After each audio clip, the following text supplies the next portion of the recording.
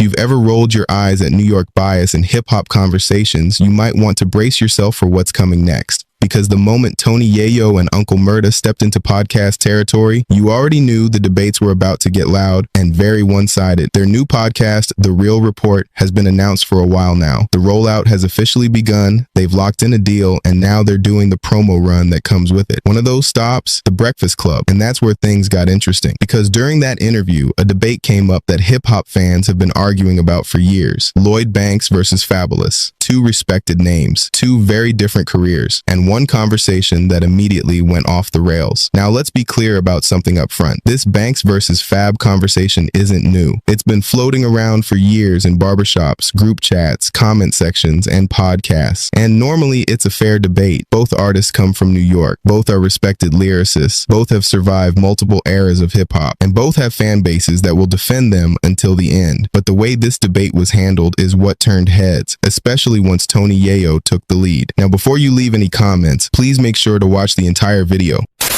Here's the problem right out the gate. If you're going to have an honest conversation about who's better between Lloyd Banks and Fabolous, Tony Yayo should be the last person making the case. And not because he isn't passionate, but because he's too close to it. Yayo is G-Unit through and through. Banks is his brother, his teammate, his home team, so neutrality was never on the table. What made it worse was the logic used to defend Banks. One of Yayo's arguments, that Lloyd Banks is currently on tour and Fabolous isn't. Now let's pause for a second.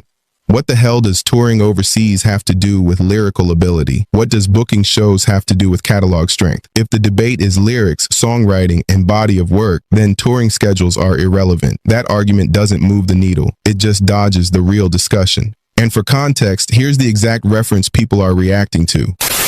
Back to the Fab Banks thing, because that is a good conversation. Because I always looked going with Banks, but I always looked at Banks as being I'm going with Lloyd Banks. No, yeah, yo, going with Banks. Yeah, I'm going with Banks, and I'm gonna tell you why. Wow. Banks is about to go on tour right now, out the country. Who else is going on tour? No, what are we talking about? Like Banks does show. Like I see Banks on the road all the time. But he's about to go overseas right now. He's going to Bulgaria and all that. And lyrical. Let me ask you, Murda. They be hating on Banks. Banks, nobody. You can't ask a studio. I gotta ask him. Of Banks people who's better when they're all friends with Fab. Not saying Fab ain't nice. It's debatable, but I'm going with Banks. Murda. Huh? Fab a better songwriter. I don't think so. Fab a better songwriter. I don't think so. He got better records. I just don't agree with you guys. But lyrically, Murda, what do you think, Murda? Murda's taking a long time. Uncle Murda, you know he's from Brooklyn, so he gonna co-sign any. I'm just gonna keep it real. I think it was a point where Banks was that dude at the time. Fab wanted to sign with G-Unit. No. I think Fab wanted to sign with G-Unit. He wanted to sign with G-Unit. What are you talking about? Where Banks was like killing shit. These niggas ain't have video games and shit like that. Come on, man. I think Banks kind of chilled out. Catalog of songs. Who's on tour right now? Banks. Fab is not. It's not mad about tour. Not on tour though. That's mad. That's a good question. Because overseas, we are the biggest. G-Unit is the biggest. You can ask anybody in Europe or anything. Not trying to answer Murda. We was the most hated in the world. Look, Murda didn't buy a house till he got down with G-Unit. He was down with Jay-Z. He was down with Rough Riders. Money you made on He making money. I had an apartment. I never wanted a house until I had the little kids. So once I started getting the little kids, that's when I decided. It's just we the niggas y'all love to hate, not you. Maybe you sometimes. I don't know. But we the niggas that love to hate. Answer Murda. How you gonna throw me? I ain't got more beef than Fuck that. Banks better. Answer the question. But ain't Envy supposed to say Banks just because he's from Queens? That's right. That's what I was thinking. That's mad. He's not from Queens no more. Real. I am from Queens, but I'm being honest and real. What are y'all talking about? When it comes to catalog, you can't deny Fab's catalog. Okay, you a DJ. Who killed more people? Listen. No, we're not gonna say that. Hold on. This is coming from a mixtape DJ. Yes, sir. Let's not act like G-Unit didn't run the fucking mixtape fucking market. Nobody's saying that, though. We're not saying that. So what are you talking about? But when it comes to catalog and songs, I'm going with Banks. No, Banks had Banks. I'm going with Lloyd Banks. Let's be for real. Bugging, son. Come on, you bugging. What you think, Jess? Crazy. What you think, Fab? Banks had video games and all that, cereal and all that. I like catalog when it comes to catalog. I'm going with catalog. I'm going with Lloyd Banks. He on tour right now. And I love Banks. He's going on tour right now. Of course, everybody has opinion, but I'm going with Lloyd Banks. I respect it. Who started this debate? He just came out. In general, like who? I just seen it all over line. I do see it all over line. A lot of Fab friends talking about it. I think the niggas that be with Fab started it, right? Because that's what I saw. Of course, it was a whole bunch of niggas that fuck with Fab that said he's better. But I always thought Fab inspired Banks though. Like when you listen to Fab, you hear. I mean, Banks. Banks was nice. Banks was nice at like 15 when we was doing hood mixtape streets. Who posted mixtapes and shit like that? Soulja Boy asked the same question a couple days ago. You know what I'm saying? What? I'm going with Lloyd Banks. It's better. G-Unit is one of the groups that had the biggest impact in New York City. That's a fact. Yeah, like, and let's keep it real. Mixtape wise, we was killing niggas on mixtapes when niggas had albums. His mixtape shit will kill niggas albums. But Fab was signed to the mixtape king. Banks mixtape shit can kill a lot of Fab shit. But I'm just keeping it real. That's just my opinion. I know somebody's going. It's a debatable shit because Fab is a good lyricist, but I'm going with Lloyd Banks all the time. But I think when people lean into Fab is because commercially Fab had a longer run than you gotta remember this. Remember we was beefing with the Locks? Yeah.